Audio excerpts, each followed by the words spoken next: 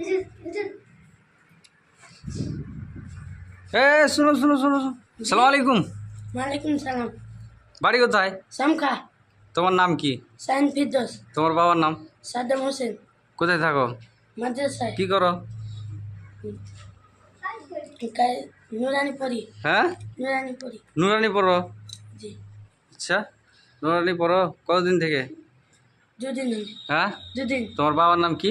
সাদ্দাম হোসেন। বাড়ি কোথায়? শামখা। জেলা কি? মালদা। হ্যাঁ, মালদা। তোমার বাবা কি করে? হরেক মাল বেচে। হ্যাঁ, হরেক মাল বেচে। হরেক মাল বেচে?